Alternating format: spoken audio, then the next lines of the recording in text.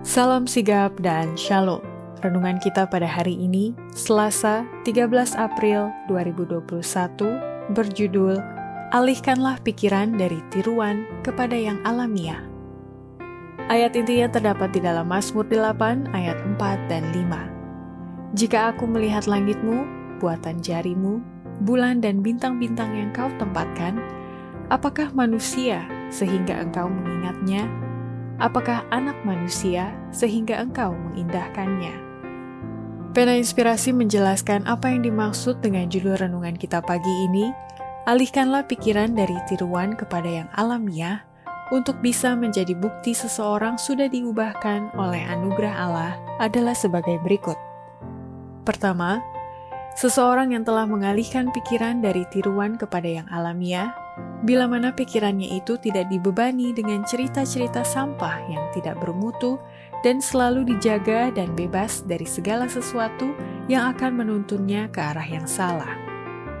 Kita sedang hidup pada zaman di mana segala sesuatu yang palsu dan dangkal atau luaran ditinggikan di atas yang sesungguhnya, yang alami dan yang bertahan lama. Pikiran harus dijaga bebas dari segala sesuatu yang akan menuntunnya ke arah yang salah. Pikiran tidak boleh dibebani dengan cerita-cerita sampah yang tidak bermutu, yang tidak menambah kekuatan kepada kemampuan mental. Pemikiran-pemikiran haruslah dari sifat yang sama dengan makanan yang kita berikan kepada pikiran. Kedua, seseorang yang telah mengalihkan pikiran dari tiruan kepada yang alamiah, bila mana perhatiannya dialihkan dari kebingungan kepada perbuatan tangan Allah, sehingga saat orang itu sedang mempelajari karya-karyanya, malaikat-malaikat Allah akan tetap berada di sampingnya. Allah memanggil makhluk ciptaannya untuk mengalihkan perhatian mereka dari kebingungan dan kesulitan yang ada di sekitar mereka dan mengagumi perbuatannya. Benda-benda langit baik untuk dijadikan renungan. Allah telah menjadikan mereka untuk kebaikan manusia, dan sementara kita mempelajari karya-karyanya, malaikat-malaikat Allah akan berada di samping kita untuk menerangi pikiran kita dan menjaganya dari tipuan setan. Ketiga, seseorang yang telah mengalihkan pikiran dari tiruan kepada yang alamiah, bila mana orang itu berketetapan untuk meraih kesalehan, keserupaan dengan Allah yang menjadi tujuan utamanya yang akan dicapai dalam hidup ini, dan termasuk semua yang baik, yang murni, dan yang mulia, sesuai dengan cita-cita Allah yang tinggi bagi anak-anaknya.